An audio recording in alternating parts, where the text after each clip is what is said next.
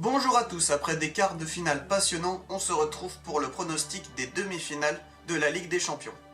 Premier match, Monaco-Juventus Turin.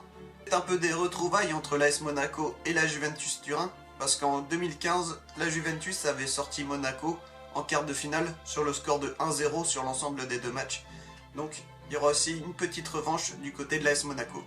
On a donc Monaco qui s'est qualifié face à Dortmund après un résultat au match aller un peu biaisé à cause de l'attaque qu'avait subi le bus du Borussia. Cependant, ils ont fait un très bon match retour en s'imposant 3-1 avec toujours un but de Kylian Mbappé qui est de plus en plus impressionnant. Ils ont aussi profité des erreurs défensives du Borussia. On savait que c'était leur point faible et Monaco a su exploiter cette faille. Quant à la Juventus, ils ont éliminé Barcelone en dominant de la tête et des épaules le match aller en s'imposant donc sur le score de 3-0. Ils ont ensuite défendu leur avance, même beaucoup subi lors du match retour pour faire 1-0-0. Pour cette confrontation entre Monaco et la Juventus, pour moi la Juventus est favori. Ça va être une opposition de style car le point fort de Monaco c'est l'attaque et le point fort de la Juventus c'est la défense. En effet, dans cette Ligue des Champions, la Juve n'a encaissé que 2 buts sur 10 matchs, qui est évidemment très peu, même si le point fort de la Juventus est dans la défense avec Bonucci, Chiellini et évidemment Buffon dans les buts.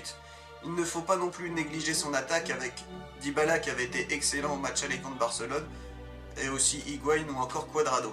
Selon moi, là où peut se jouer cette double confrontation est comment la défense de la Juventus va réagir par rapport à l'attaque monégasque. Ainsi, comme la défense de la Juventus et l'attaque de Monaco sont les points forts de chaque équipe, la partie qui remportera le duel de ce match aura de grandes chances de se qualifier pour la finale. Évidemment, le quatuor offensif de Monaco, à savoir Lemar, Mbappé, Falcao et Bernardo Silva, pourra réussir à faire douter la défense de la Juve, mais il va falloir faire un très grand match. Pour moi, tomber sur la Juventus pour Monaco est le pire tirage qu'il pouvait avoir, car pour moi maintenant, la Juventus est favori de cette Ligue des Champions. Je vais donc être cohérent avec ce que je pense, et même si évidemment j'ai envie que Monaco se qualifie pour la finale, je pense que la Juve est au-dessus du lot, donc je vais dire Juventus en finale. Deuxième demi-finale avec le match entre l'Atlético Madrid et le Real Madrid. Une fois de plus, on se retrouve avec une confrontation entre l'Atlético Madrid et le Real Madrid après les finales de la Ligue des Champions 2014 et 2016 et évidemment tous les classicos chaque année, et tous les matchs en Coupe du Roi aussi.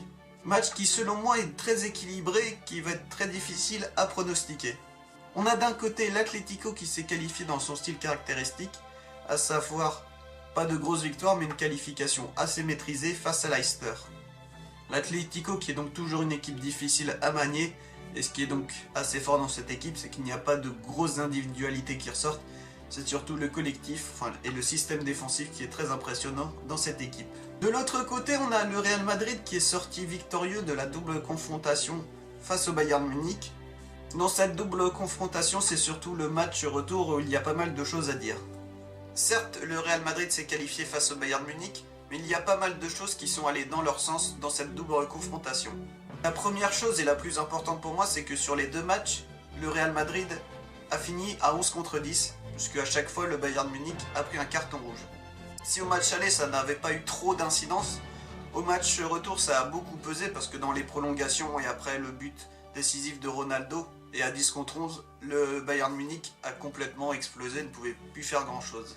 Évidemment, recevoir des cartons rouges pour le Bayern Munich n'est pas de la faute du Real, parce que évidemment ce sont les Bavarois qui ont fait la faute. Mais il y a eu pas mal de réactions sur le fait que les Madrilènes au match à Bernabéu ne prennent pas de carton rouge, et surtout Casemiro.